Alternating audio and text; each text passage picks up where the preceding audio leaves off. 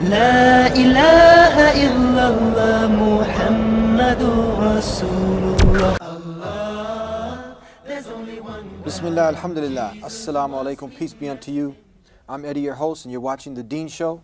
We're here on Can TV 36, Wednesdays at midnight. And if you miss us Wednesdays, the following day, Thursdays at 2 p.m. Now, we're going to be talking about something, there's some confusion out there. We know that design indicates a designer, that there is an orchestrator behind this universe and everything in it. And when you bring the definition of God, who He is, it has to be simple. It can't be confusing. It can't have any ambiguity in it. And we have learned that this Creator has sent messengers throughout time, and they've all come with the same message. Submit to the one God. Worship Him alone.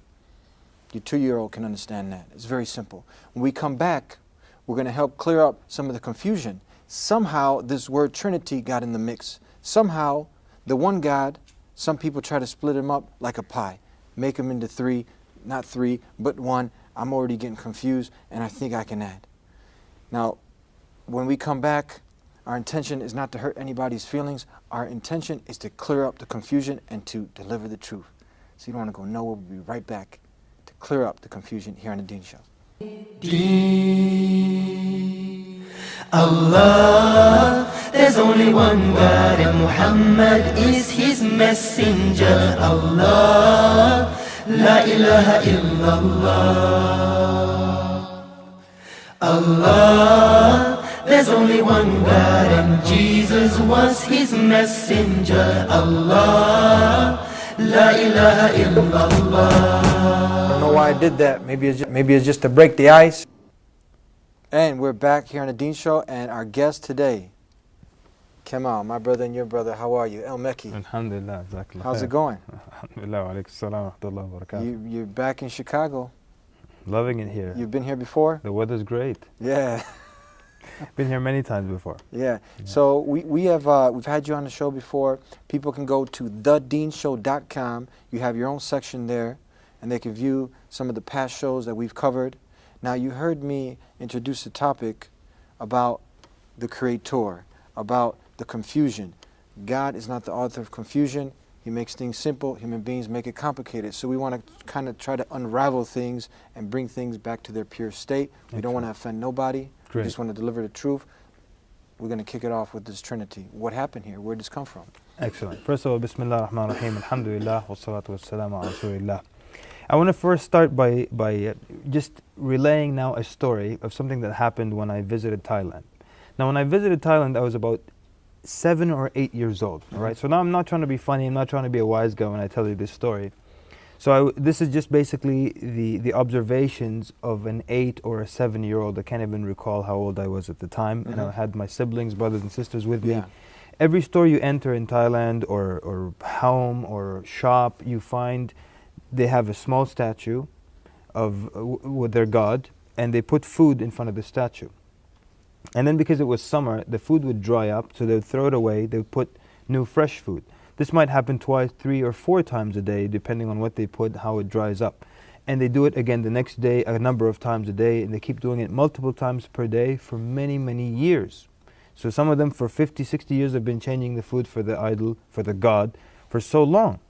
Now, just the observation of a 7 or 8-year-old, we used to, me and with my brothers and sisters, we'd look at them and we'd laugh. We would say, don't they realize that he hasn't ever eaten?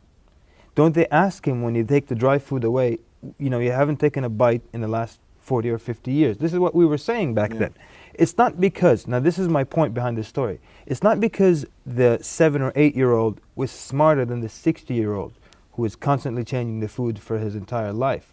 It's simply that the 7 or 8-year-old was viewing the incident from outside of what we call the box.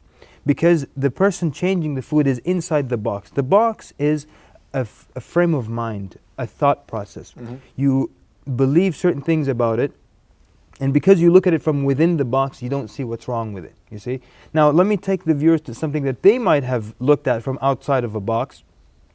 On the Discovery Channel, there's a clip where there's this man taking care of a temple where it has thousands and thousands of rats in India. And basically he believes obviously that these are reincarnated souls and so on and so forth. So he feeds them and he sits on the floor, and you've probably seen the clip. These rats are all over his head, his shoulder, and then just thousands of rats. Now, because he is inside the box, he sees himself taking care of the souls of his reincarnated, I don't know what you call them, brothers, sisters, what have you. But because we view it on the Discovery Channel outside of the box, to be honest, and I'm not trying to be funny, we just see a guy with a bunch of rats on his head. Let's be honest. Yeah. Because we're viewing the incident from outside of the box. Outside the box. There was one of the companions of the Prophet Muhammad sallallahu alaihi wasallam, may Allah send his peace and blessings and extol upon him. His name was Amr ibn al-Jamuh, and he had an idol, and the first thing he would wake up in the morning, he would go to this god made of wood and he would pray to it. His sons became Muslims, and they wanted him to see that this is just a wooden statue. So the first day, they woke up early and they threw it in the trash. So he was really upset, and he swore, if I found who did this to the idol, I'll hurt them and do this and that to them. So he brought it, washed it, oiled it, and put it in its place again. The second morning they woke up before him, they threw it in the trash again. So he was so irate. He said, if I find out who's doing this to you, I will destroy them. Third morning, or third day, they took it and threw it in the dump. One narration says they tied it to the carcass of a dead dog. So he went looking for the God again, and this is a God that's supposed to bring him good, push away harm from him. He saw it in the dump, tied to the carcass of a dead dog. He looked at it. He said, and actually the second night what happened, he put a sword. He hung a sword over the neck of the statue of this God and said, if they come to throw you in the trash, defend yourself. Third day he finds it attached to the body of a dead dog. He looks at it and he says, by Allah, if you could do any good for your own self, if you could do any good, you would have defended your own self. You would have done good for your own self, pushed harm from your own self. If you can't do it for your own self, how can you do it for me? What happened in this story is that his sons got him to step outside of the box. I don't know if you paint or you draw, but when you draw, they teach you to step back from your painting or from what you're drawing, just to get another look at it. Because sometimes when you're looking at something from up close, it's crooked, but you can't see it. Like when you write on a blackboard, your line is crooked, but you can't see it when you're up close. But when you step away, now you can really see very clearly. So this is what we need people to do. People need to step outside of the box for a moment and look again, take another critical, unbiased and analytical look at what they're doing and what they believe in. Does it make sense once you step out of the box? And now this is the introduction before we start talking about the Trinity. Because the Trinity, as much as some people on earth firmly and strongly believe in it, I believe actually nobody really understands how it works. The concept of something, the three things that are one, even though they are physically separate items. And we don't have anything on earth that can be described in that similar manner. So what happens is, sometimes people need to just take a pause and step back and look at what they're believing in. Does it make sense when you take a step back or not? We did this one time. We had a discussion with 5 missionaries, and they were in charge of teaching Bible study at our university in Virginia.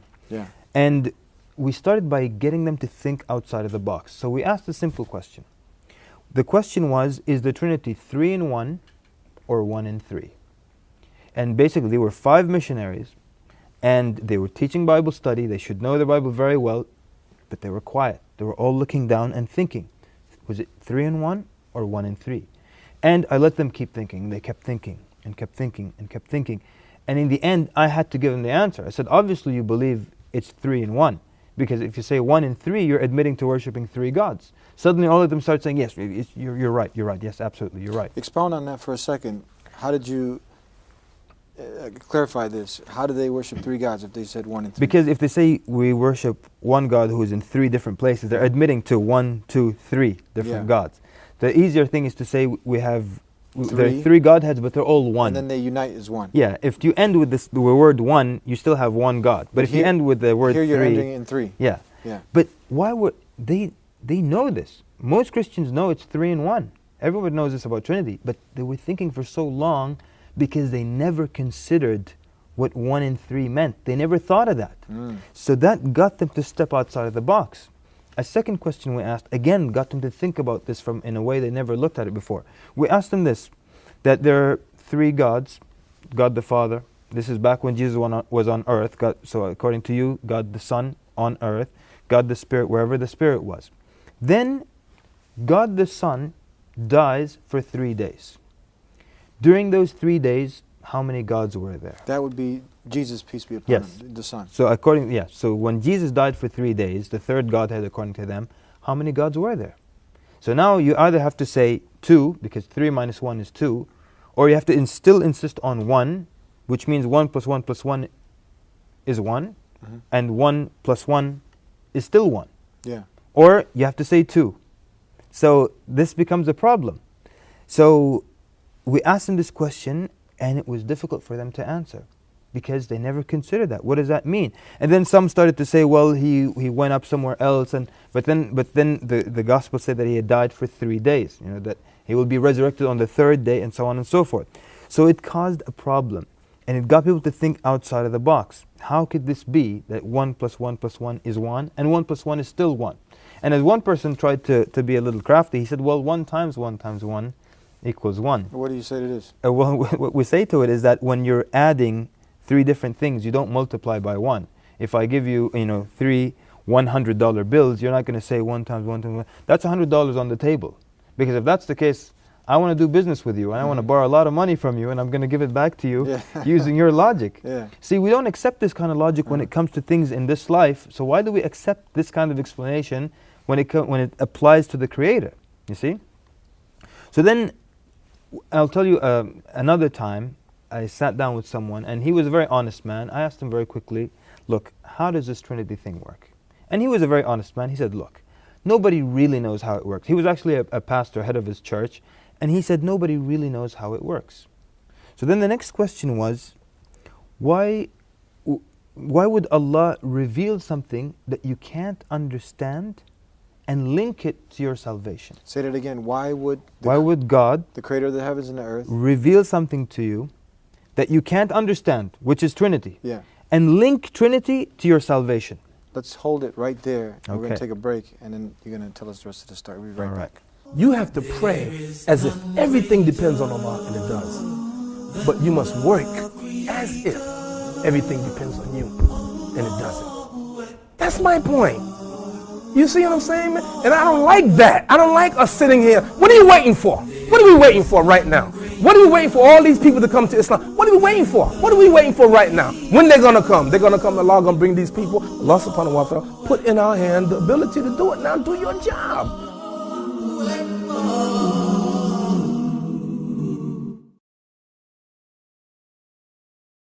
Back here on the Deen Show, let's continue on right from where we left off. Why would the Creator of the heavens and earth, Allah, go ahead. Okay, and I just want to preface this by saying that I know I'm not trying to be insulting to anyone. I'm going to give you actual discussions that I've had with pastors and people who are like either they were missionaries or people who teach Bible study, or they were heads of churches. Real situations that happen with real people. These are real situations, not anything where we're trying to ridicule another faith, because in Islam we're commanded to obey, to respect all religions and respect the followers of all other faiths. So we're not trying to be funny here, not trying to make fun of anybody. This is an actual discussion that happened. I asked a man, he's the head of his church, okay, how does the Trinity thing work? He said, no one really knows how it works. So but yet, believing in Trinity is linked to your salvation. So I asked him, why would God reveal something that you can't understand and then link it to your salvation? That's like me telling you, hey Eddie, you know what, I've got some funding for you so you can do your show and everything. It's $20,000, but you need to levitate in the air for half an hour. Doesn't make sense. You can't do it. So why would I give you the reward or link your reward to something you can't do? Why would God link your salvation to a concept that nobody understands? Nobody understands it. I mean, this is a pastor telling me no one understands it, really. No one can truly explain it. But now if they come with these explanations about the egg and the yolk, the water, and all these other things that people might come up. They're all analogies that once we like the egg basically is saying that the egg is composed of 3 ingredients, but it's one egg. Yeah. But the problem is that when you physically separate the ingredients, it's not an egg anymore. If you see the white on the floor, you're not going to think that's you won't know what it is actually. Yeah. So it's not called an egg. So the same thing, the triune gods were physically separate. So you can't call them one. They're not even in one location. What about the water? With the water, water, ice. yeah, that it's solid, liquid, gas, or ice, liquid, Yeah. and vapor. But the problem is, again, this is an example of 1 in 3, not 3 in 1, Yeah. as we had agreed that So- Trinity is 3 in 1. So you can't give an example of 1 in 3 water, which is one thing, in 3 different states, Yeah. to explain 1 in 3 in 1. It doesn't work out. Yeah. So you might ask, well, there are many things we don't know about God. I mean, we don't know everything about God, so why can't we not know about the Trinity? No, because Trinity is linked to your salvation. Take an example now in Islam. In Islam, you'll find the things that are essential to you going to paradise are very easy to understand, right? For example, one of the things that I find like quite complicated in Islam is Islamic finance, okay? I don't know if you ever looked into it.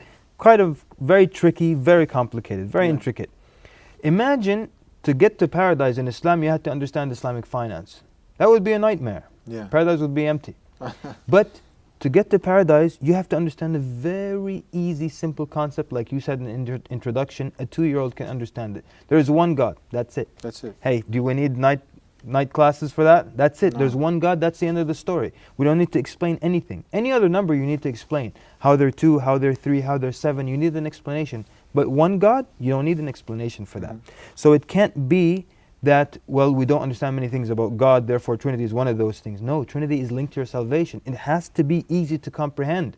The simple man in the street has to be able to understand the message that is linked to his or her salvation. So then he did kind of start to go down the route where saying, well, it's actually a mystery, it's very mysterious and God works in mysterious ways. And as you quoted earlier, it says in the Bible that God is not the author of confusion. So where would this mystery come from if God didn't author the confusion? And so just by asking these questions now, the man was beginning to see, to step outside of the box, and see that this can't be the case. And I actually asked him a question, and again, I'm going to try to quote exactly what I said to him and what he said to me. I asked him, I'm not asking you which one you prefer, which one you like more, which one you love. I'm asking you which makes more sense to you. The concept of God in Islam, that there's only one God that's worthy of worship. He has no partner, no children, no relatives, nobody gives birth to him, and he doesn't give birth to anyone. Or the concept of God in Christianity, the triune God specifically, who is 3 in different physical locations, but is still one. One of them dies, instead of becoming 2, there's still one. Which is easier to comprehend? And I quote the man, the pastor, the leader of his church. He said, the one that is more intellectually satisfying is the Islamic version. Now, did he continue on that path of worshiping God as 3 parts but one in the Trinity, or did he come around to accepting? No, he continued. He's the leader. Why do people just continue to do that? It's just more based off emotion and just habit now? It's a lot of things. Like sometimes, and I've actually met people who said, yeah, I like what you're saying, and it makes more sense to me, and I'm more comfortable with it. But this is who I am, or this is what my parents were, and I can't, and I'm comfortable this way. Many people don't want to leave the comfort zone. Many times people know that it's better for them to stop doing something, and they continue. Let's take the easiest example, smokers. Yeah. They know they should stop, but they keep going. Yeah. So it applies, and it can be... This is a really good example. I had actually a situation where the gentleman, before I can finish the sentence, he basically finished it for me, that he knows that it kills so many people. He knows, he actually said that he went to the class and he saw the lungs at their worst point, where it's black. And even the professor who was teaching the class went outside with him to have a smoke. Wow, after all that. After all that. So sometimes there are many different things that pull on the individual to not make the change, even if they feel this is the right change, And like I said, there are 1,001 different reasons. So that's, you think that's one of the main ones? It just, now it's who I am. This is what I do. It just, I got to do it. For some people also, you cannot offset 50 years of belief with 10 minutes of explanation, albeit even if it's excellent explanation, you can't offset 50 years of what I used to be. So, and in the end, the ultimate guidance is in the hands of Allah, of course. Continue on giving us some more examples. We'll be right back. I just want to say, very simple message. He is the maintainer. One of the beautiful things about our religion of Islam is the emphasis on direct ritual and prayer to God directly. There is no intermediary. The lights will go on after the party, and the party will end. It's very simple and very clear. There are no superstitious rituals, no strange incantations. Time's running out. We might not make it till tomorrow. And this is something that we need to think about.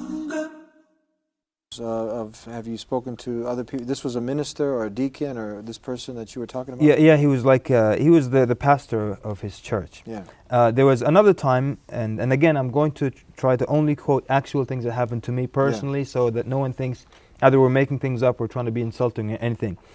One time, and this discussion happened over the radio. It was live on this show, and I called into the show, and a minister called into the show.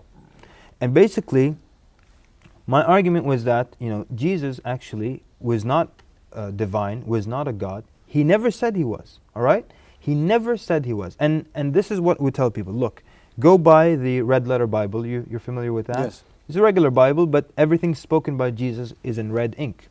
Okay, go buy it. It's not very expensive. Just go buy the red letter Bible. Come home. Read the letters in red only. You're saying this on the radio show now? Yes, I said this on the radio show, and I'm saying it right now to the viewers. Go and read the red letters only, what Jesus said, and just close the book. Don't look at what anybody else said. Do you walk away with Jesus telling you, I'm God, you need to worship me, I'm divine? You don't. You only get that message from other people hinting towards it or explicitly saying it. But when you look at the message of Jesus, the Jews sent priests and Levites to him, or when they asked him, what is the first commandment? He repeated word for word what Moses said before him. Hear, O Israel, the Lord our God is one Lord. Does he ever once say, people, you need to bow down, kneel, and worship me? He said, and worship the Father who is in heaven. The woman called him good teacher. He says, why do you call me good? It is only the Father who is good. So many times he'll say, my Father who has sent me. Go to Bible.com and look for those words. Sent, my Father sent me. And see how many times he says, I was sent, just like all the prophets that were sent with a message. He gave many lectures, speeches, he preached the Sermon on the Mount, many of these famous speeches, and he taught in people's homes, along the roadsides.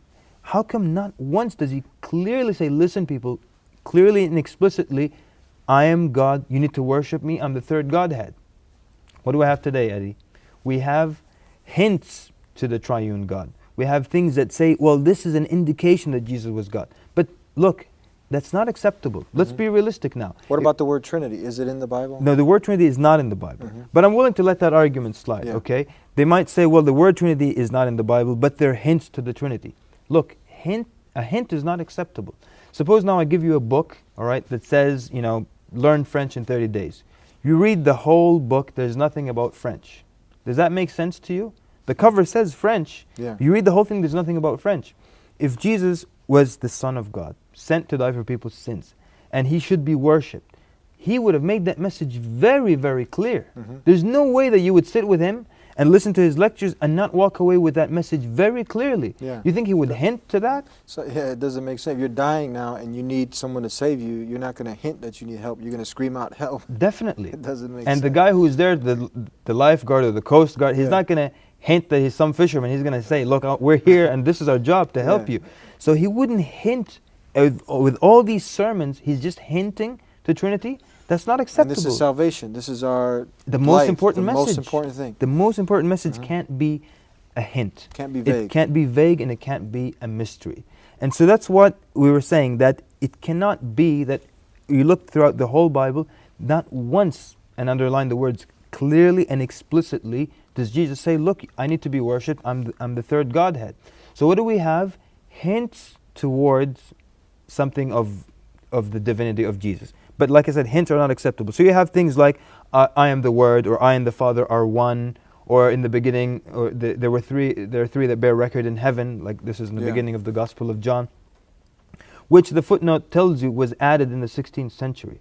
So this is a lot of times people use, well, there are three that bear record in heaven, but this was added. You look at the footnotes; it's not a secret. It was added later on. I mean, quite recently, actually. So it can't be that the most important message is never clearly spoken about. It's just impossible. There's not a textbook on earth that says on the cover, this is what I'm about, and you read the whole thing, you can't find it clearly. It has to be clear. Now, how do you we won't go into specifics because we don't have that much time, but for the people who will come adamantly and passionately and full of emotion and zeal, and they'll quote half a dozen verses, and they'll try to justify the Trinity. It's so interesting, really, that as much, whatever is quoted, you can quote something similar, a similar like passage or description about someone besides Jesus. But here they won't take it literally. For example, John 3:16, right? The God, or Jesus being God's only begotten Son, very popular verse. So the word begotten here is what sets him apart from anyone else, because the believers are children of God, right? According to the Gospel of John. But here, the begotten Son is what makes him separate and apart from everyone else. Yeah. But we have in Psalms chapter 2, verse 6, God speaks directly to David, and he says, "You are my son. This day I have begotten thee."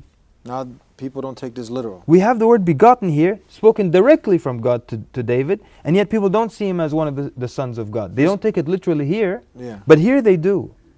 But that's not fair, and that's not how it works. This is a really good example. I mean, what do you say to this now? What is the excuse that someone will give you why they take it literally for Jesus, peace be upon him, but here they don't? Because what they do is they try to attach it to other things that were said by Jesus.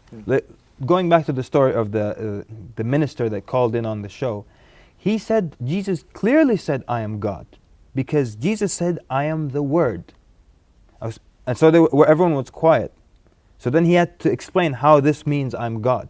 He says when you go to Genesis, so now this is 900 pages earlier in the Old Testament. So you got to somehow link it. So you got to go all the way back to the Old Testament, to Genesis, the first book. Then it says, in the beginning was the Word, and the Word was with God. And Jesus now said, "I am the Word." That means that's him. He was with God. So then I asked him a question, said, "Listen," and again, I'm telling you exactly what I told the man. I said, "I'm going to take the Bible right now and go out into the street and talk to people who are Christian." Okay? And maybe they're not very knowledgeable about the Bible or well versed, but I'm going to open it to that page and show everyone in the street, look, Jesus said, "I am the Word." What do you get from that? What do you think the average person in the street will understand from "I am the Word"? Oh, that means Jesus was the third Godhead and he needs to be worshipped.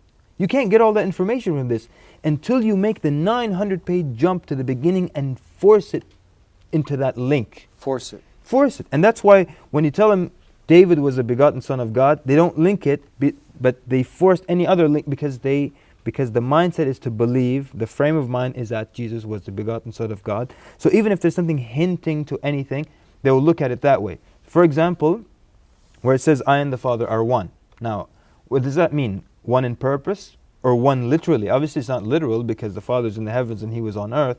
So what does it mean? Or when he says, "There's no way to the Father except through me."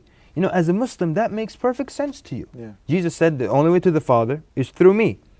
It makes perfect sense. If God sent a prophet to earth to guide you, are you going to bypass him and find your way to God? No. And bypass that prophet? It's got to be through him. Yeah. He was sent to guide you. That's all it means. But when you're in the mindset of believing Jesus was the Son of God, everything that hints to it, you will take it as such. Tell us now, we had said earlier that we want to deliver the truth. We're not trying to step on no toes, hurt nobody's feelings. Now that somebody is being sincere, open-minded, humble-hearted, and they say, you know what, this man makes sense. He looks at his wife, the wife looks at the husband and say, hey, this is making sense. What do they do now? Deliver. But you know what? Where do they go from here? Talk to us, deliver the true concept of God and some advice to him. Excellent.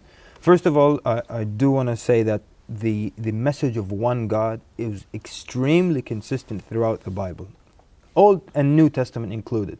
In the Old Testament, so many times he will talk about, or God will warn people of taking others in worship besides him. All the prophets would tell people to worship one God only. And God, in the Old Testament, says, "I am your Lord, besides me there is no God." Suddenly, in the New Testament, we discover that there are three, supposedly. Now this actually is a jump and a diversion from what we have learned. We've been learning all these thousands of years of the prophets saying, there's one God only, there's no other God, the Lord your God is one Lord. Suddenly we hear three. But then Jesus himself didn't say there's three. He said, worship the Father. He said, worship God. He tells people to worship God. He said there's only one Lord. Same thing that Moses said before him. So what happens now is you're starting to see the consistent message of all the prophets sent by God, the consistent message of Jesus. Read the red letters, don't take my word for it. And this is the message of the prophet that came after Jesus as well, the Prophet Muhammad ﷺ in Arabia, who also came and called people to worship only one God, who has no partner, who has no children, who has no relatives or anything of that sort. Nobody gives birth to him and he does not give birth. And also didn't change the basic message of the 10 Commandments, and everything stays consistent. So you're actually following what would be the true message of Jesus by accepting the message of his brother and Prophet Muhammad sallallahu alaihi wasallam. Thank you very much for being with us and helping to make these things very clear. Very simple, one God. And we cleared up the confusion about the Trinity. It's nowhere in the Bible, none of the messengers taught it. Neither did Jesus, peace be upon him, who is so beloved to our hearts. He is a mighty messenger. He's not a son of God. He's not God, but he is one who taught the people the same way Moses did and Abraham and the last and final messenger sent to mankind.